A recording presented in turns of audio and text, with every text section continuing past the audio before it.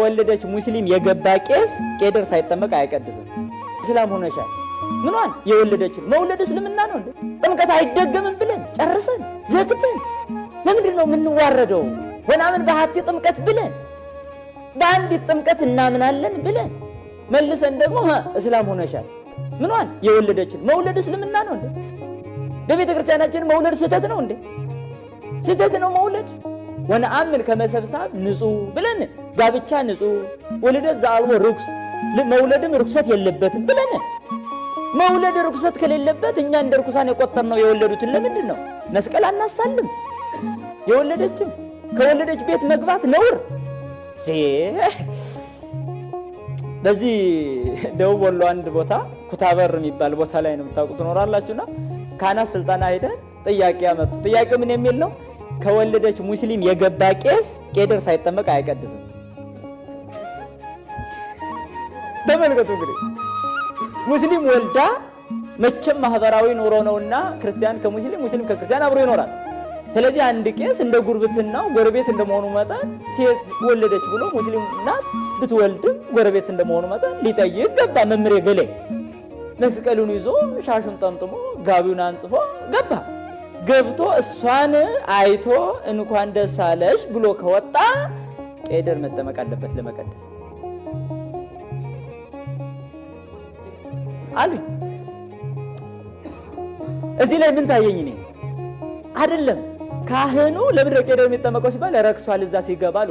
እሺ እናንተ እዛ በመግባቱ ካህኑ እሷን ቀደሳት ማለት አቅቷችሁ ነው ረከሰ ምትሉ? ይሄ ያቅተናል፣ በእውነት ይሄ ያቅተናል። መስቀል ይዞ የገባ ካህን ቀድሷት ወጣ ይባላል እንጂ መስቀል ይዞ ገብቶ ስንቱን ቃለ ጊዜ ረባካችሁ እሱ ረክሶ ወጣ ይባላል ይባላል ወይ ይባላል ይባላል አይባልም? ኧረ እንደው እንስንስ ብለናል። እውነት እንስንስ ነው ያልነው ጨርሰን። አሁንስ እንዴ ሰቆራራ ኮንክሙኒ ይላል ትንቢተ ኢሳይያስ። እንዴ አስጸያፊ ሆናችሁኝ። አሁንስ እንዴ አስጸያፊ ሆናችሁ። እውነት እኮ ነው። እስኪ አስተውሉ በእውነት እቺ ጥምቀት ላይ በደንብ አስተውሉ። በእውነት ብዙ በሁሉም ምልአት ሆናለች እቺ ደግሞ በሁሉም በቃ። በነገራችን ላይ ምስጢሩን ያልተረዱ አጋጣሚ ዝም ብሎ ለሀብታሙ ለምኑ ለመወደድ ብለው የጀመሩትን ከዚያ በኋላ ዝም ብሎ ትውፊት አድርገነው እና አባቶች እኮ ሲያረጉት የነበረ ነው እንላለን። አንዱ ለመወደድ እኮ ነው የጀመረው። ዙለ ባለ ሀብቶች ሲመጡ ወዲያውማ ስርዓት ይፈልሳል። እውነቴን ነው የምነግራቸው። እንዲሁ ከእንዲህ አይነት ተጠበቁ ባካችሁ።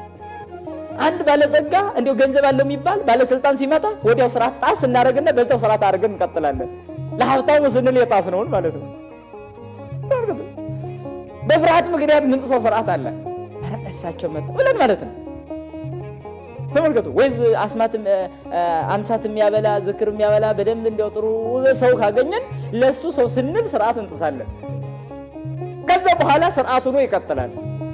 ከዛ እዚህ ኋላ ያለ ትውልድ ደግሞ ለምንድነው መጽሐፍ ላይ የሌለው ለምንድነው ስርዓቱ የሚጣሰው መጽሐፍ ላይ የሌለው የምታደርጉ ሲባል አባቶች ሲያደርጉት የነበረ ነው የሚል ደግሞ ተጨቃጫቂ ትውልድ ፈጥረን እንቀራለን። ሆነ ጥንቅቅ ያለ ስርዓት ያስፈልገናል። አፈጻጸሙ ይሄ ነው። አፈጻጸሙን ይሆናል ይጠመቃል። ከዛ በኋላ ከተጠመቀ በኋላ አሁን መምህር እንደገለጹት ሚጦ ነው ፍታተማም ይባላል። እዛው ላይ ባለ አንድ ደግሞ ሆነ ነው እንጂ ይደገማል። ማንንም በማይረግጥበት ክቡር ቦታ አለው እዛው ላይ ፈሳ መልስ ተብሎ ራሱ ከተመለሰ በኋላ ራሱ ክቡርነቱ አይለቅም። በእውነቱ ማይገቦነቱ እንጂ የሚለቀው ክቡርነቱ እኮ አይለቅም። ይገርማል። ወደ ውሃው እየተመለሰ ራሱ ክብሩን እንደያዘ ወደ ክቡር ቦታ ይፈሳል። ታዲያ እስከዚህ ይሄንን ነው እንጂ ዝም ብለን እንደው እስኪ ቆይ በእውነት አንዲት ሴት 10 ብትወልድ 10 መጠመቅ ሁሌ ያሳዝነኛል። ሁሌ እለት አሁንም ተጠመቀች እያለ የ80 ዓመት የ80 ቀን ልጅ ልትሆን ነው። እሷ ምንድነው የምትሆነው?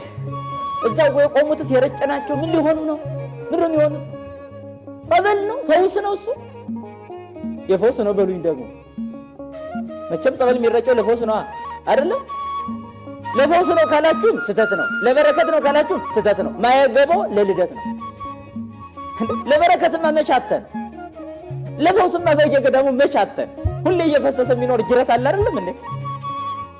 ይሄው በዕለተ ዓርብ ከጎኑ እየፈሰሰ ለዚያ ለቀኑ ለዕለተ ቀኑ ለ40 ለ80 ቀን ብቻ ለሚገባቸው የሚጠመቁበት አለ። ስለዚህ ይሄን ይዘን ምስጢረ ጥምቀት የሚያስገኘውን ጸጋ እያጎናጸፍ እንዲሄዱ የምናደርገው እንጂ ዝም ብለን በቸልተኝነት እንዲሁ እንደቀላል የምናየው አይደለም።